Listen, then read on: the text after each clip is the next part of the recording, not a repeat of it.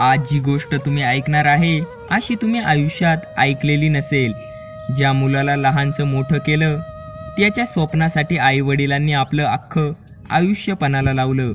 आज त्याच मुलाच्या लग्नाच्या ॲनिव्हर्सरीला त्याचे आईवडील पाहुणे म्हणून नाही तर वेटर बनून दुसऱ्याची खरकटी ताटे उचलत होते. पण सर्वात मोठा प्रश्न हा आहे की एका बापाला स्वतःच्याच मुलाच्या पार्टीत वेटरचे कपडे घालून पाण्याचा ग्लास का उचलावा लागला. ही मुलाची चीड होती की कोणत्या तरी मोठ्या सत्याची सुरुवात. रामराव आणि त्याची पत्नी पार्वती महाराष्ट्रातील एका छोट्याशा गावात राहत होते. रामराव गावातील सावकाराच्या शेतात मजुरी करायचे आणि पार्वती लोकांच्या घरी भांडी घासायचे काम करायची. दोघांचे एकच स्वप्न होते, आपला मुलगा समीर शिकवून सवरून मोठा माणूस बनवणे. समीर लहानपणापासून अभ्यासात हुशार होता. जेव्हा त्याने 12वीच्या परीक्षेत संपूर्ण जिल्ह्यात पहिला क्रमांक मिळवला तेव्हा रामरावांचा छाती अभिमानाने फुलून आली. समीरला मुंबईच्या एका मोठ्या इंजिनिअरिंग कॉलेजमध्ये ॲडमिशन मिळाले, पण शहराची फी आणि राहण्याचा खर्च खूप जास्त हा होता. समीरचे शिक्षण थांबू नये म्हणून रामरावांनी आपली उरलेली 2 एकर जमीन विकली. पार्वतीने स्वतःचे लग्नाचे पाटल्या बांगड्या गहाण ठेवल्या. दरमहा जेव्हा रामराव समीरला पैसे पाठवायचे तेव्हा स्वतः रात्री अर्ध्या पोटी झोपायचे. समीरने शिक्षण पूर्ण केले आणि त्याला एका मोठ्या मल्टीनॅशनल कंपनीत नोकरी मिळाली. काही वर्षातच समीरने स्वतःच्या मेहनतीवर स्वतःची कंपनी उभी केली. आता समीर मुंबईतील एक श्रीमंत उद्योगपती बनला होता. समीरचे आयुष्य आता पूर्णपणे बदलले होते. त्याचे मित्र उठणे बसणे आणि राहणीमान सर्व काही श्रीमंत लोकांमध्ये होते. हळूहळू समीरला आपल्या अशिक्षित आणि गावात राहणाऱ्या आईवडिलांची लाज वाटू लागली. समीरने मुंबईतील एका श्रीमंत घरच्या रिया नावाच्या मुलीशी लग्न केले.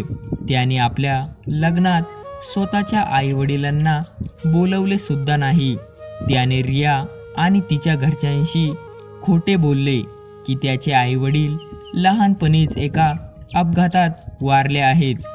गावातील लोकांकडून जेव्हा रामराव आणि पार्वतीला समजले की त्यांच्या मुलाने लग्न केले आहे तेव्हा पार्वती खूप रडली. पण रामरावांनी स्वतःला सावरले आणि म्हणाले, कदाचित मुलगा मोठ्या लोकांमध्ये राहतो, आमच्यामुळे त्याची प्रतिष्ठा कमी झाली असती.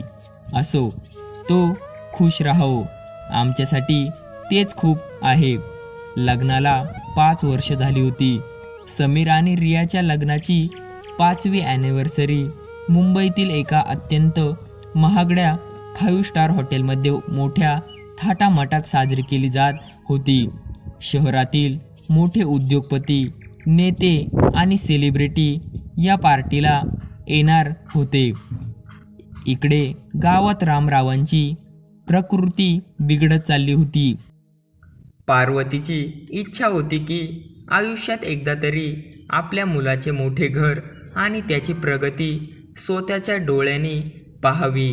रामराव म्हणाले, आपण त्याच्याकडे काही मागणार नाही. पार्वती फक्त लांबून त्याला बघून परत येऊ. दोघेही जुने कपडे घालून मुंबईला पोहोचले. जेव्हा ते समीरच्या त्या आलिशान हॉटेलबाहेर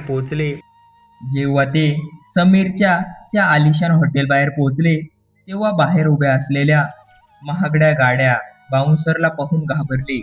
रामरावांनी कसेबसे हॉटेलच्या मागच्या रस्त्याने कॅन्टरिंग एंट्रन्स आत जाण्याचा प्रयत्न केला. तिथे कॅन्टरिंग मॅनेजर कर्मचाऱ्यांवर ओरडत होता, कारण पार्टी खूप मोठी होती आणि काही वेटर कमी पडले होते. जेव्हा मॅनेजरने रामराव आणि पार्वतीला तिथे उभे पाहिले तेव्हा त्याला वाटले की हे कामासाठी आले आहेत. मॅनेजर म्हणाला, अहो बाबा, काम हवे आहे का? आज रात्रीचे 500 रुपये मिळतील. वेटरचे कपडे घाला आणि यात जाऊन पाहुण्यांना पाणी व जेवण सर्व करा. पार्वती नाकारणार होती, पण रामरावांनी तिचा हात धरला. रामरावांनी पाहिले की आत हॉलमध्ये त्यांचा मुलगा समीर स्टेजवर आपल्या पत्नीसोबत हसत होता. रामरावांनी मनात विचार केला, जर आपण पाहुणे बनून गेलो तर समीर कदाचित आपल्याला ओळखून हाकलून देईन किंवा त्याची बेइज्जती होईल. वेटर बनलो तर कमीत कमी रात्रभर मुलाला आपल्या डोळ्यासमोर पाहता तरी येईल. रामरावांनी वेटरचा काळा कोट आणि बो टाय घातला. पार्वतीने वेटरचा युनिफॉर्म घातला आणि हातात ट्रे घेतली. पार्टी सुरू झाली होती. हॅप्पी ॲनिव्हर्सरीचे मोठे कटआउट चमकत होते. सर्वत्र श्रीमंत लोक ड्रिंक्स आणि जेवणाचा आनंद घेत होते. रामराव हातात पाण्याच्या ग्लासांची ट्रे घेऊन शांतपणे गर्दीत फिरत होते. त्यांचे डोळे फक्त समीरवर खिळले होते. जेव्हा समीर एखाद्या पाहुण्याशी हात मिळवायचा तेव्हा रामरावांचे मन आनंदाने भरून जायचे. पार्वती लांब उभी राहून गुपचूप आपल्या साडीच्या पदराने अश्रू पुसत होती. तेवढ्यात स्टेजवरून अनाउन्समेंट झाली, लेडीज अँड जेंटलमॅन, आता समीरजी आपल्या या यशावर आणि लग्नाच्या 5व्या ॲनिव्हर्सरीनिमित्त काही शब्द बोलतील. समीर हातात माईक घेऊन स्टेजवर आला. तो म्हणाला, आज मी जे काही आहे ते माझ्या मेहनतीमुळे आहे. आयुष्यात पुढे जाण्यासाठी जुन्या निरुपयोगी गोष्टी मागे सोडाव्या लागतात. रामराव हातात पाण्याची ट्रे घेऊन समीरच्या जवळ गेले, जेणेकरून त्याचा आवाज स्पष्ट ऐकू येईल. अचानक एका दारू पिलेल्या पाहुण्यांचा धक्का रामरावांना लागला आणि पाण्याचा ग्लास समीरच्या पत्नीच्या रियाच्या महागड्या गाऊनवर सांडला. रिया रागाने ओरडली, आर यू ब्लडी मॅड? दिसत नाही का तुला? समीर लगेच आपल्या पत्नीजवळ आला आणि रागाने रामरावांचा हात घट्ट धरला. तुझी हिम्मत कशी झाली? माहीत आहे का हा ड्रेस किती महाग आहे? तुझ्यासारखे वेटर. समीरची नजर रामरावांच्या चेहऱ्यावर पडली. समीरच्या पायाखालची जमीन सरकली. तो कापत म्हणाला, बापू. संपूर्ण हॉलमध्ये शांतता पसरली.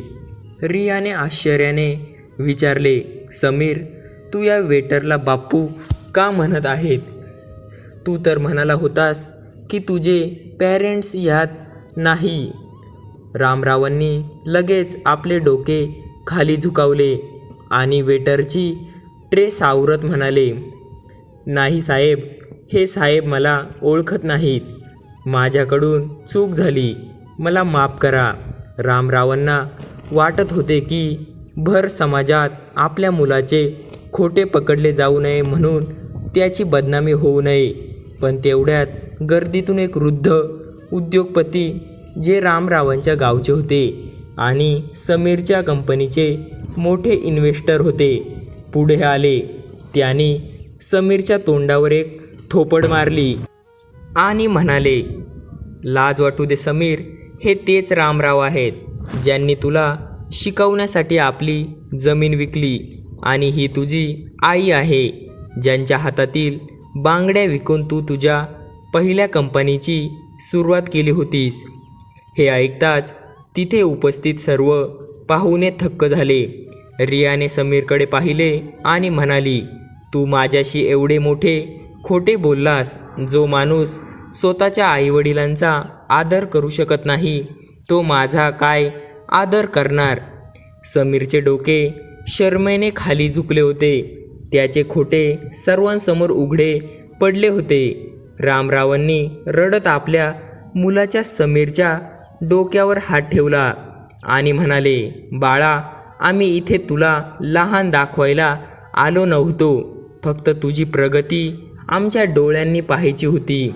आम्ही तुला सर्व काही दिले समीर, पण कदाचित आम्ही तुला चांगले संस्कार देऊ शकलो नाही. रामरावांनी वेटरची ट्रे खाली ठेवली, बो टाय काढला आणि पार्वतीचा हात धरून हॉटेलच्या दरवाजाच्या दिशेने चालू लागले. समीर रडत आपल्या वडिलांच्या पाया पडला. बाप्पू, मला माफ करा, माझ्याकडून खूप मोठी चूक झाली. पण रामरावांनी हसत समीरपासून आपला पाय सोडवला आणि म्हणाले, बाळा, पैशाने तू खूप श्रीमंत झालास, पण मनाने आज प्रायमरी खूप गरीब आहेस. देव तुझे भले करो. रामराव आणि पार्वती त्या चमकत्या हॉटेलमधून बाहेर पडून आपल्या साध्या जगात परत निघून गेले. मागे सोडून गेले समीरसाठी कधी न संपणारा पश्चाताप.